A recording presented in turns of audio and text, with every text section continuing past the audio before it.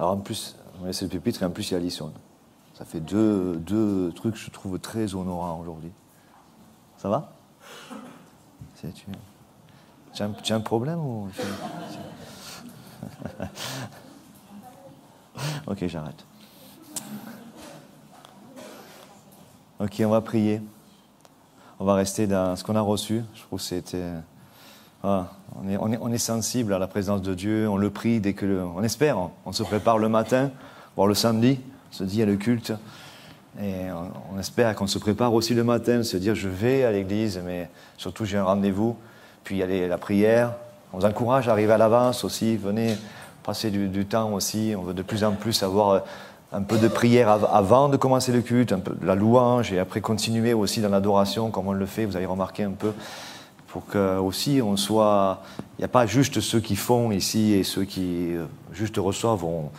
C'est l'église, hein. La louange, c'est vous qui chantez. Nous, on fait de la musique, mais on loue aussi, mais c'est l'église qui loue le Seigneur.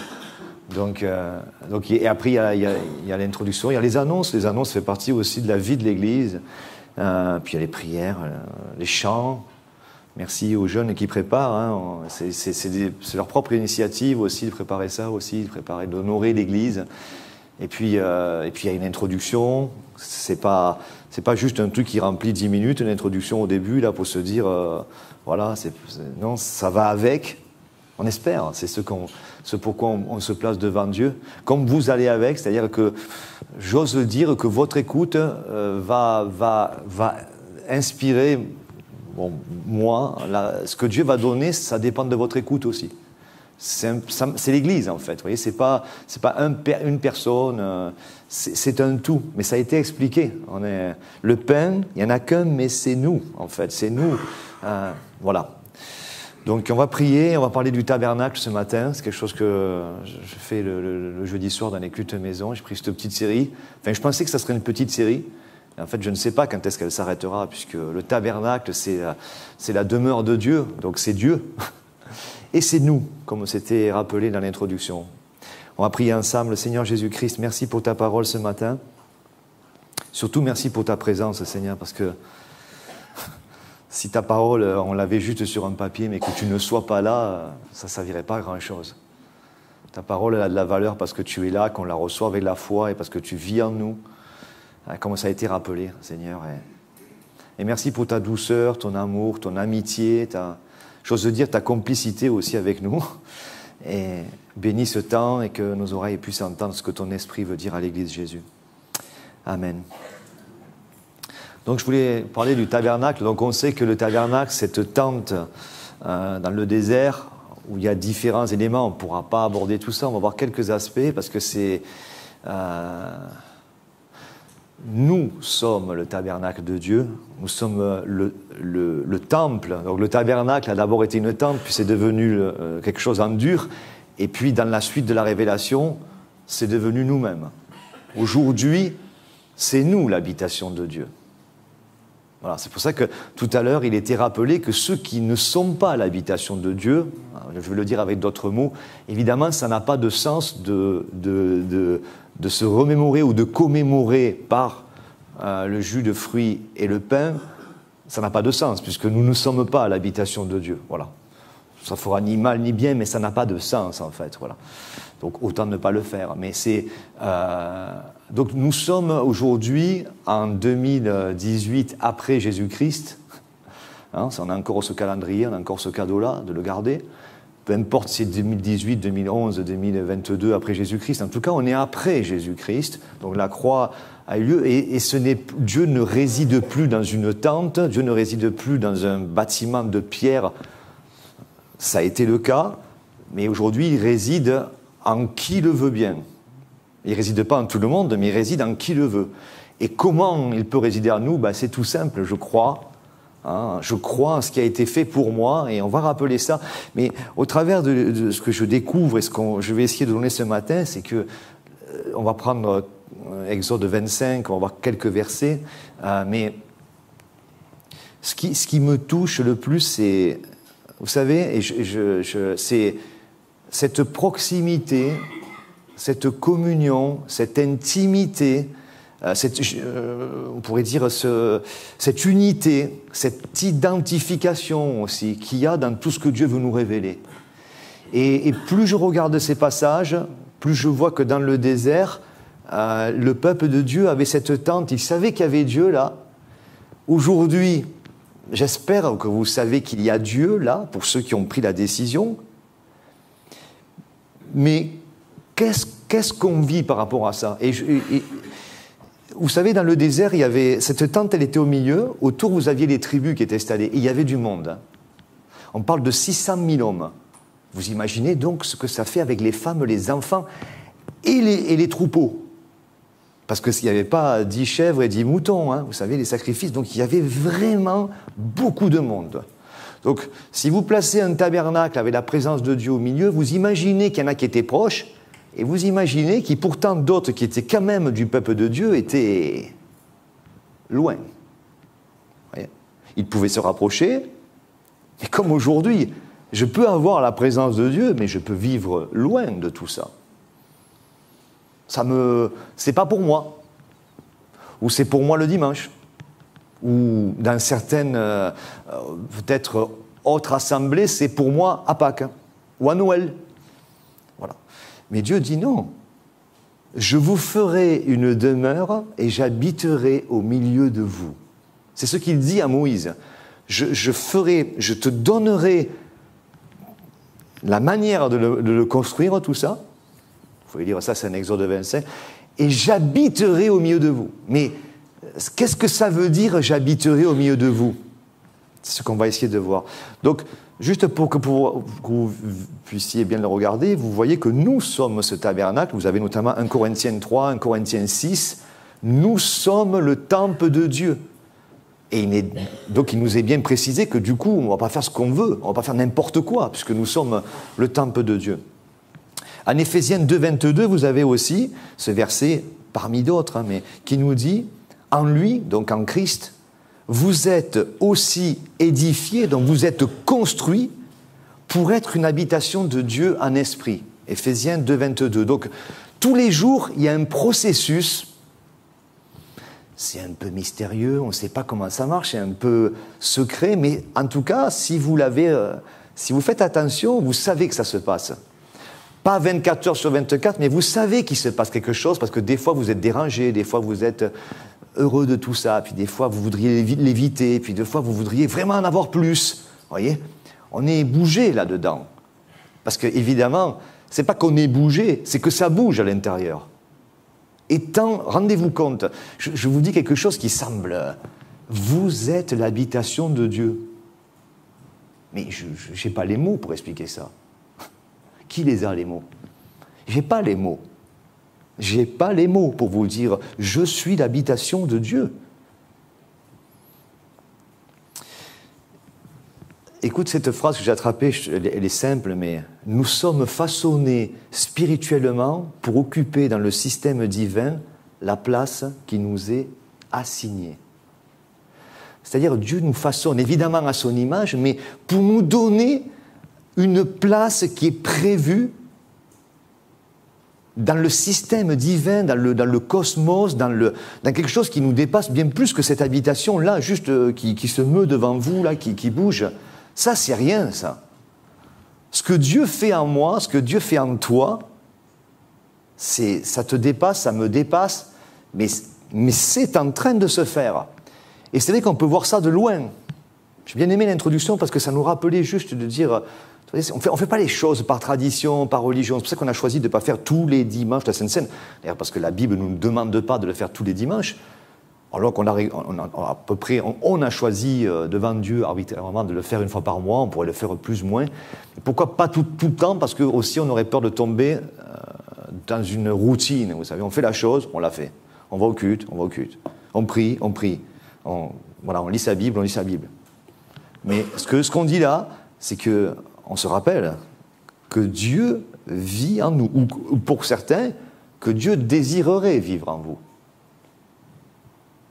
Donc, nous sommes façonnés. Alors, quand vous lisez Exode 25, après on verra quelques versets, mais juste, Dieu donne à Moïse une liste, pour ceux qui sont un peu familiers avec ça, il demande à Moïse et à tout le peuple d'amener des matériaux. Alors il y a des poils d'animaux, il y a pour faire des tentures, il y a des métaux précieux, de l'or, de l'argent, du bronze, du bois. Chaque matériau qui est donné, c'est incroyable la signification qu'il y a derrière. La création parle de Dieu. Vous regardez un arbre, l'arbre n'est pas Dieu, mais l'arbre, Dieu l'a créé. Le principe de l'arbre et de tout ce qui est la flore, les animaux, voilà. Donc Dieu dit, tu amèneras ça, et c'est intéressant parce que dès le début, il dit, alors que nous sommes en Exode, nous sommes en plein dans la dispensation de la loi. Aujourd'hui, nous ne sommes plus dans la dispensation de la loi, nous sommes dans la dispensation de l'Église, de la grâce, mais il précise bien dès les premiers versets de Exode 25 que tout ce qui va être apporté, que je vous citais, soit des offrandes volontaires. Je trouvais ça intéressant de voir que ça soit volontaire dans un livre où on demande de faire absolument tout comme c'est vraiment écrit, à l'heure que c'est écrit, le jour que c'est écrit, à la manière dont c'est écrit. Et vous avez ça quand vous allez apporter le matériau. Vous allez voir, je vous dis déjà que le matériau, c'est nous. Hein. Mais il faut que ça soit volontaire. Dieu ne vous prendra jamais pour vous amener quelque part. Comme ça a été rappelé, il veut qu'on le fasse ensemble. Donc c'est volontaire. C'est volontaire. Je donne de l'argent à Dieu, c'est volontaire. Je n'ai aucune raison de me glorifier si je donne du temps, de l'argent, des dons. Si je donne tout ça à Dieu, je n'ai rien à me glorifier. Je le choisis, c'est volontaire. Dieu me dit, fais-le si tu veux, tu en seras béni, mais si tu ne le fais pas, je ne vais pas t'en vouloir. Vous voyez, c'est vraiment... Ça doit nous libérer. Sinon, ça ne marche pas d'ailleurs en plus. Hein. Si je le fais par force, par une sorte d'obéissance malsaine, vous savez, au cas où on me taperait dessus, ça ne marche pas. Vous avez dû essayer, j'ai essayé, ça ne marche pas. Au contraire, même, ça frustre. Pourquoi ? Parce que ça n'édifie pas, ça ne construit pas. Dieu ne peut pas avoir. Dieu, un des principes de base, c'est le libre arbitre. Vous êtes tous là ce matin par choix. Il y a une certaine obéissance, mais c'est une obéissance parce que j'y suis bien, parce que j'aime Dieu. C'est ce genre d'obéissance-là. Je veux faire plaisir à Dieu, mais ça s'arrête là. C'est pas je viens parce que sinon, si je ne viens pas, qu'est-ce qu'ils vont dire ? Qu'est-ce qu'il va dire ?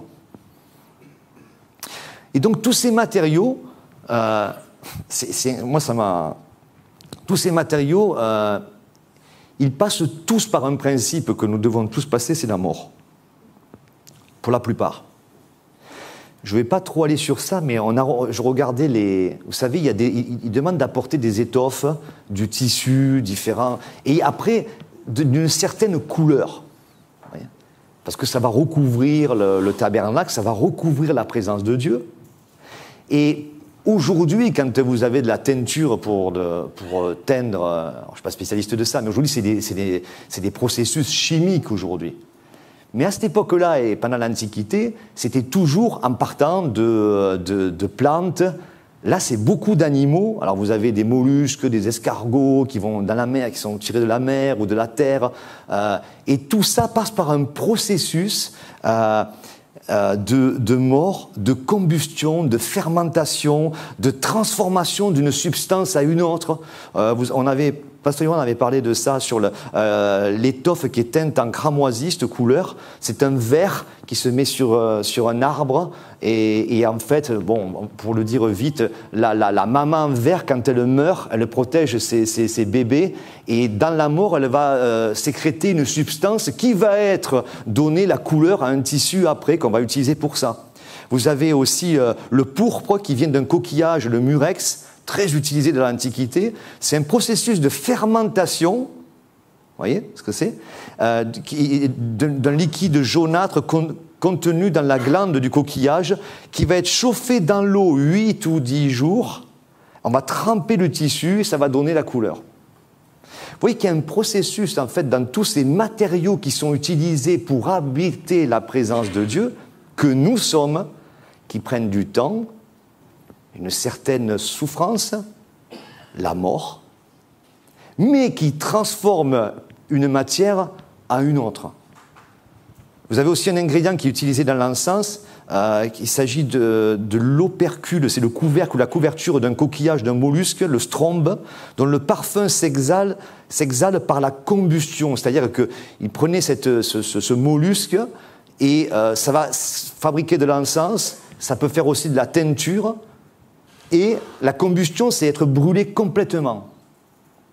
Et vous voyez, quand il trempe les tissus, en fait, le matériau se transforme, il va s'identifier au tissu, et le tissu va prendre une couleur grâce à la mort, à la fermentation, à la combustion, et au temps que ça prend. Ça vous parle?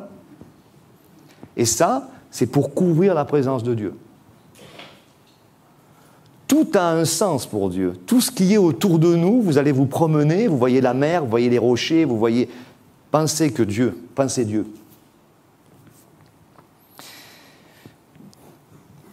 25:8, on peut l'avoir le verset, de Exode 25:8. Je vous le dis dans d'autres versions pour que vous puissiez un peu approfondir. Le peuple me fabriquera un sanctuaire, donc sanctuaire, il y a le mot saint dedans, quelque chose qui est à part, pour que j'habite au milieu de lui, ils me feront pour moi un sanctuaire. Et vous savez, le mot, là vous avez des mots en français, donc à la base c'est inspiré en hébreu. Alors le langage hébraïque a quelque chose de beaucoup plus imagé, c'est pas la même chose que le grec qui lui est très précis. Non pas qu'il ne soit pas précis, mais il ouvre. Évidemment, on comprend pourquoi, parce que c'est un moment de la révélation où Dieu veut donner quelque chose qui va être large et qui va se préciser de plus en plus. Mais quand vous lisez ça, bon, vous voyez, vous lisez le verset, mais je vous donne un peu l'étymologie de quelques mots à mesure qu'on va avancer. Le fait, quand il dit « j'habiterai »,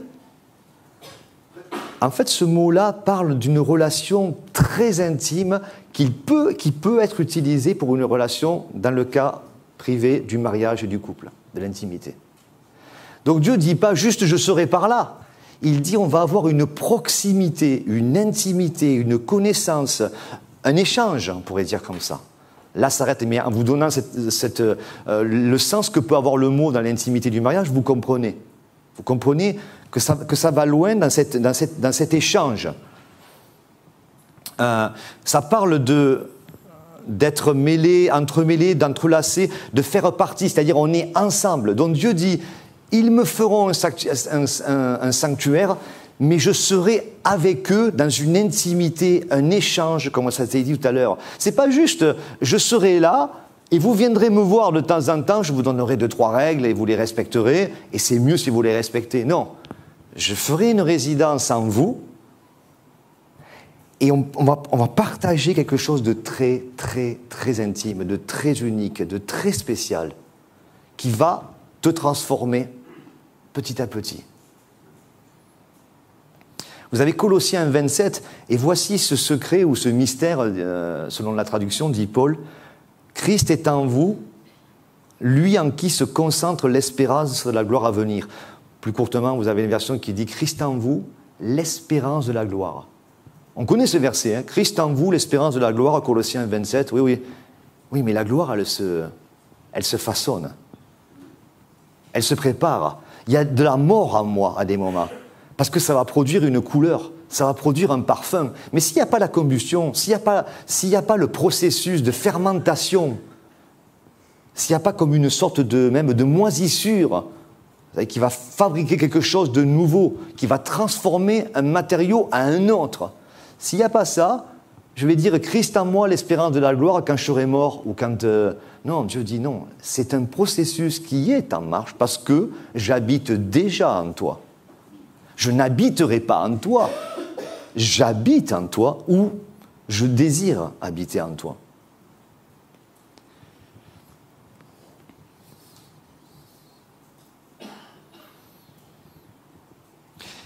Dans les 3-4 passages qu'on va voir dans le même chapitre, vous avez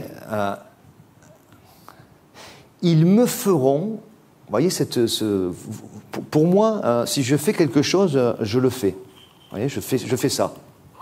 Mais le sens de la conjugaison de ce mot-là, de ce verbe, c'est pas juste ils me feront, c'est en même temps ils seront faits.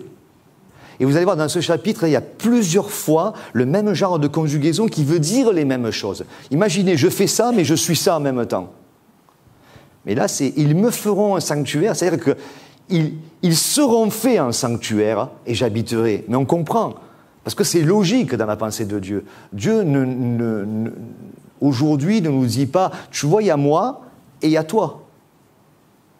Non, c'est ce que désire Dieu, cette relation intime. Je vous le dis juste un peu, ça va revenir un peu plus loin.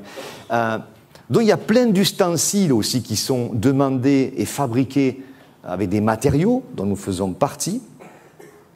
Et c'est intéressant parce que, verset 9, « Vous ferez ce tabernacle et tous ses ustensiles d'après le modèle que je vais te montrer. » D'accord ?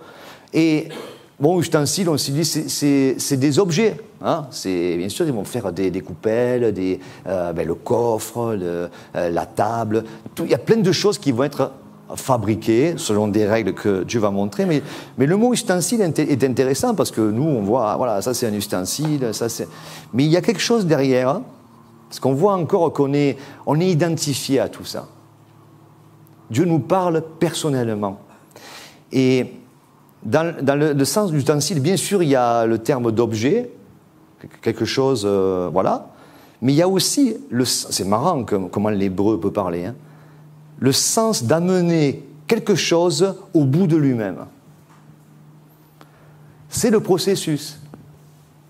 Tu vas fabriquer quelque chose, enfin, tu vas être fabriqué, pour avancer dans cette pensée, tu vas être fabriqué, et tu vas être donc façonné pour le système divin et l'appel qui t'attend, mais ça ne passera que par un processus qui va t'amener d'abord au bout de toi-même. C'est ce qui vous dérange par moment. Enfin, je ne sais pas vous, moi oui. Moi ça me dérange souvent ce processus. Hein, je ne le dis pas, je ne vous en parle pas spécialement, mais souvent ça me dérange. Alors en plus dans le processus, des fois vous en faites partie, donc c'est vous qui me dérangez. Vous voyez ? Parce que dans le tabernacle, il y a plein d'ustensiles. Et les tentes doivent s'emboîter les unes les autres avec des crochets, et les planches doivent s'emboîter avec et les toiles doivent se recouvrir. Et, vous voyez ? Et en fait, c'est nous. C'est pour ça que ce processus, chaque ustensile va être amené au bout de lui-même, afin que le processus puisse fonctionner et que je puisse réaliser la gloire qui est placée en moi. Et c'est pas rien, c'est la gloire de Dieu. Non pas moi, mais la grâce de Dieu. Le verset 16. « Tu mettras dans l'arche le témoignage que je te donnerai. » Ou « Tu déposeras à l'intérieur. » Là, il est question... Or, le tabernacle, c'est la grande tente, et l'arche, c'est le coffre. Vous savez, là où vraiment la présence de Dieu, avec le couvercle en or, les anges qui sont là au-dessus, là c'est carrément là dans le lieu très saint où personne n'entrait, à part une fois par an, mais où nous pouvons entrer. Pourquoi ?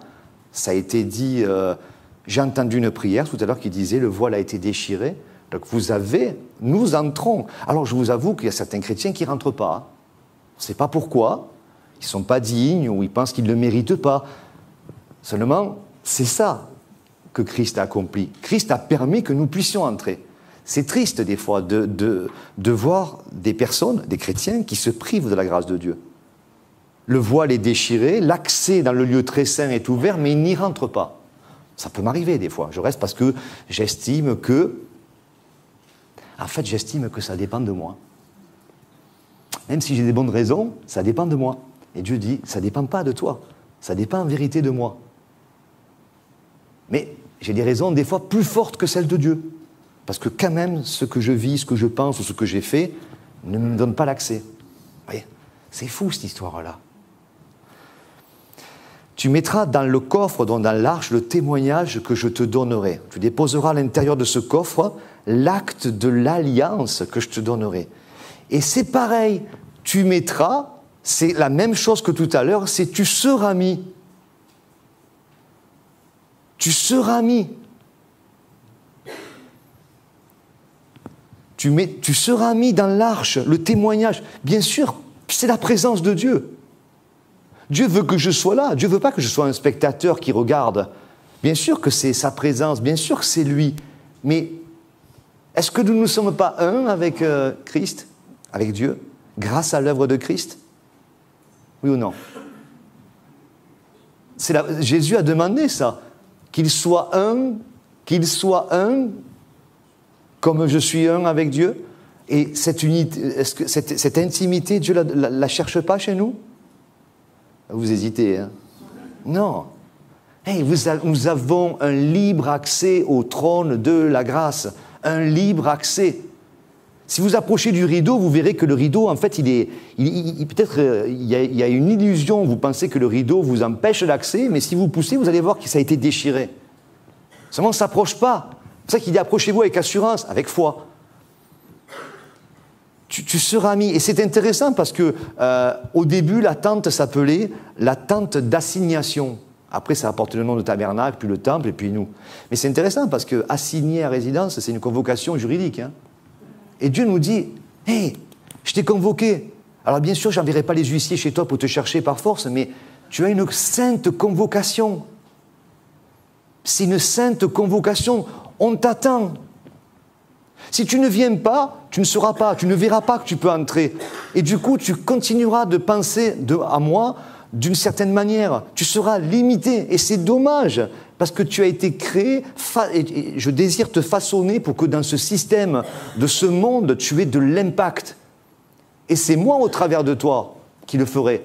Mais sans cela, tu vas continuer à vivre. Oui, c'est pour eux, oui, c'est pour là. Ceux qui sont ici, il y a le pasteur, il y a... Oui, ils sont ainsi. Alors lui, il a la foi, lui, il a la patience. Elle est gentille, elle est douce. Des ustensiles amenés au bout de eux-mêmes. Tu mettras dans l'arche le témoignage que je te donnerai.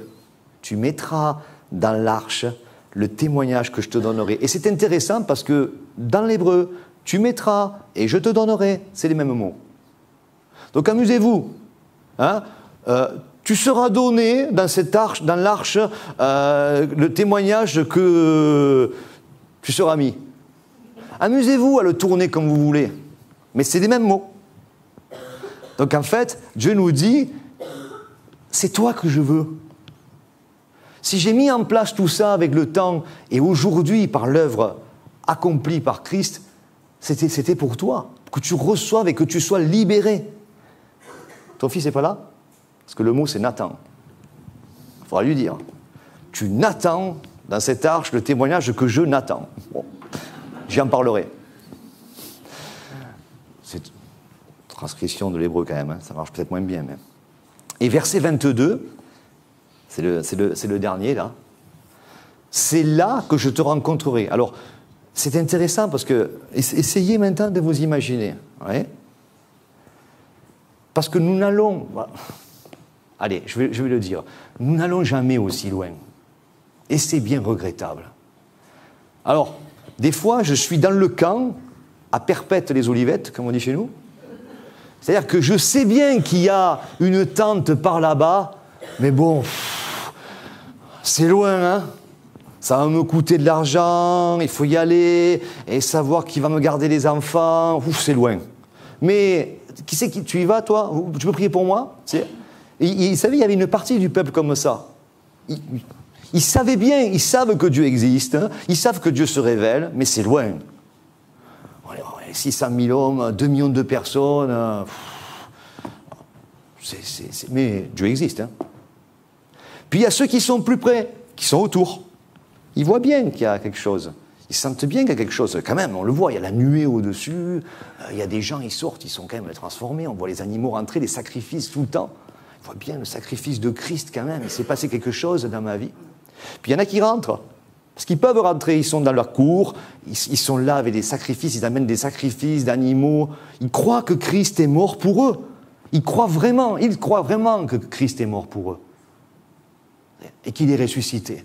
Et il y en a même qui rentrent carrément dans la tente, qui elle est un peu plus loin que la cour, dans le lieu saint, où il y a le chandelier.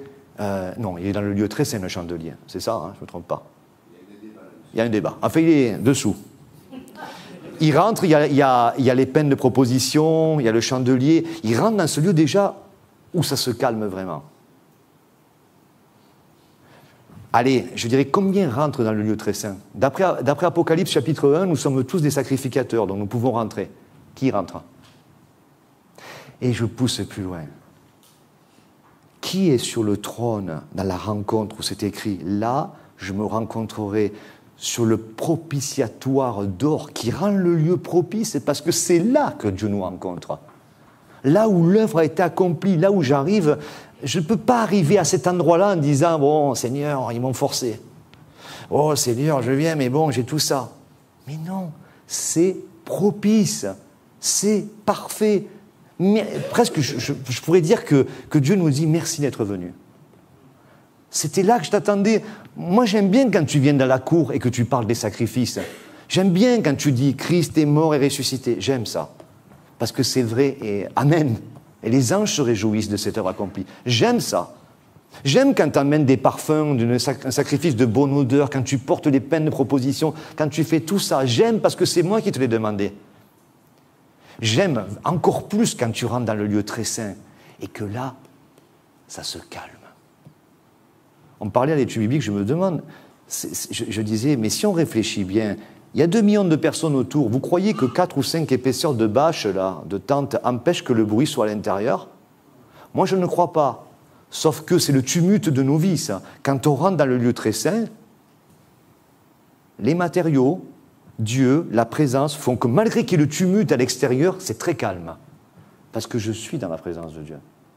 Et il peut y avoir plein de choses autour, ça parle, ça s'inquiète, ça s'agite, mais je suis rentré dans un lieu. Par rapport à mon choix, ça devient très calme. C'est pour ça que Dieu nous rappelle, c'est dans le calme et la confiance que sera votre force. Mais il dit au peuple, vous ne le voulez pas. Vous voulez que le calme soit dans la cour, ou que le calme soit dans le monde là-bas, parmi même les chrétiens. Mais c'est normal que ça s'agite. Et j'ose dire, c'est là que je me rencontrerai. On retrouve le mot assignation, c'est là que tu es convoqué. Et, vous savez, on est assigné à résidence, nous. J'espère que vous avez tous un bracelet, là, un truc, là. Parce que, en vérité, ça devrait sonner quand on n'est pas là. Vous devriez avoir je ne sais pas comment ça marche, ces trucs-là, mais pour blaguer, vous devriez avoir un coup de téléphone, de téléalarme qui veut dire « Oh, il y a un truc, vous n'êtes pas à la bonne place apparemment d'après le GPS. » Il y a un truc, vous avez pris l'abonnement, donc normalement, je blague, mais c'est très sérieux, vous devriez être là où Dieu vous rencontre. Qu'est-ce que tu fais dans la cour? Tu veux encore faire des sacrifices? C'est terminé. Hein? C'est pour ça que le mot, c'est là que je serai assigné. C'est le mot qu'il y a là. C'est là que je me rencontrerai. Autre traduction, c'est là que je te parlerai. Qui parle de cette intimité, c'est là que je te parlerai. Voilà. Mais n'oubliez pas le processus. Tu ne peux pas être là s'il n'y a pas eu le processus. Ça fermente, ça brûle, ça me dérange, c'est la combustion, ça crame. Ça dure un peu, parce que 8-10 jours, le tissu, là, c'est long. Hein. C'est long, 8-10 jours. C'est pas agréable. Mais, par contre, tu changes de couleur, tu changes d'odeur, tu changes de forme, tu changes de substance. Et la gloire de Dieu. C'est pour ça que Dieu dit, c'est là. Si ça sonne, c'est que tu n'es pas au bon endroit. Et c'est là que je te parlerai du haut du propitiatoire. C'est le siège de miséricorde. Rendez compte, voilà, je termine là, mais rendez-vous compte. Pour moi, c'est... En fait, je préparais ça, je dis, mais en fait, je ne connais rien, en fait. En fait, j'ai découvert que je ne connaissais rien. C'est super d'avoir fait tant d'années de théologie pour découvrir ça, je suis un peu déçu. Mais comment on peut, on va dire, avoir fini de découvrir Dieu? Mais ce qui me... Finalement, j'étais dans cette série, et le point que je voulais dire, c'est ce que j'ai dit au départ, je finirai avec ça, c'est cette intimité qui nous est réservée et dont nous nous privons, en fait. Vous voyez? Et on s'étonne qu'on soit frustré. On s'étonne qu'on ne soit pas transformé. Mais oui, mais Dieu dit, mais Encore une fois, où tu es? Eh oui, mais tu comprends, je me condamne. Tu te condamnes? Mais tu t'es trompé d'époque. Et encore, les sacrifices étaient faits pour pas qu'ils se condamnent. Hein. Et seulement, il fallait le refaire sans arrêt. Mais nous, ce qui est bien, c'est que c'est fait une fois pour toutes. Mais le principe était le même, à part qu'eux, ils devaient le refaire régulièrement, il y avait tout un protocole.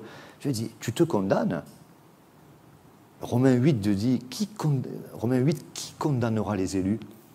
Qui? Attends. Alors, viens sur le trône de miséricorde, et je vais te parler, et je te pose une question, qui te condamnera? Donnez à Dieu un nom de qui vous condamnera. Vous avez 100 chances sur 100 de vous tromper. Parce que Dieu dit, en tout cas, ce n'est pas moi. Maintenant, si tu acceptes la condamnation venant d'autres, tu vois, mais si tu l'acceptes longuement, parce que ça nous arrive évidemment, mais si ça dure, c'est qu'à mon avis, ton bracelet là, ou ton assignation, ça fait longtemps que tu ne la respectes plus. Tu n'es pas au bon endroit. Au bon endroit, siège de miséricorde, là où c'est couvert, là où c'est propice, là où Dieu est d'accord. C'est que Dieu est d'accord avec nous. Pas dans ce qu'on fait, pas dans ce que des fois on dit, tout ça, mais d'accord avec ce que nous avons cru. D'accord avec la présence de Jésus-Christ en nous, parce que nous sommes le temple de Dieu, le tabernacle du Dieu vivant. C'est nous. Et nous sommes dans ce processus, donc ne soyez pas étonnés quand vous... Je me parle là aussi, hein, quand vous n'êtes pas bien. Le truc, c'est que nous, quand on n'est pas bien, vous voyez, c'est que moi, je ne suis pas bien, j'ai envie de partir loin du camp. Comme on est mal fait quand même, hein, en Adam. Et Dieu dit, tu n'es pas bien, approche-toi, je vais t'expliquer pourquoi. Et nous, on s'en va, on veut partir en courant, mais vous l'avez tous vécu. Hein. Si vous n'avez pas vécu ça, c'est qu'il y a un truc. Vous avez tous envie à des moments de partir en courant. Alors, on ne va pas se le dire les uns aux autres. Hein. On ne va pas dire « je vais partir loin de Dieu ». Non, on ne dit pas ça. Non. Mais en vérité, c'est ça. Parce que le processus, il y a de la douleur. Je le conçois. Je le vis. Il y a de la douleur. On n'aime pas la douleur. Mais cette douleur-là, elle nous transforme. Elle nous transforme dans une autre couleur, dans un autre parfum, dans une autre image que celle qui est terrestre. Elle nous transforme à l'image de Dieu. Et le dernier point, c'est que si quelqu'un est en Christ, c'est une nouvelle créature. Tout ça, ça s'emboîte, hein, de Corinthiens 5, 17. Voyez ? Donc, ce qui pourrait vous faire peur, me faire peur, c'est que du coup, étant une autre odeur, je vais me répandre autrement. Étant une autre couleur, je vais agir. Vous savez que les couleurs parlent aussi aux gens. Hein. Vous avez vu que vous ne peignez pas votre maison de n'importe quelle couleur. Ça peut vous influencer. Ça a un impact. Dieu nous parle. Donc du coup, ce n'est pas juste je subis la chose et voilà, c'est ma croix. Non, c'est pas... Non, c'est que je vais bouger autrement, je vais parler autrement, je vais respirer autrement, je vais bénir autrement. Et je vais rassembler autrement. Je vais dire à mes frères, hey, viens. Attends, je viens de chercher un peu, mais pas trop loin parce que je veux vite revenir là. Parce que ne soyons pas des super-héros qui partons dans le camp et qui ne revenons plus parce qu'on est... Non, on encourage. Que Dieu vous bénisse. On va juste prier pour terminer. Donc Seigneur, merci, juste courtement, si quelqu'un ce matin n'a jamais reçu la présence de Dieu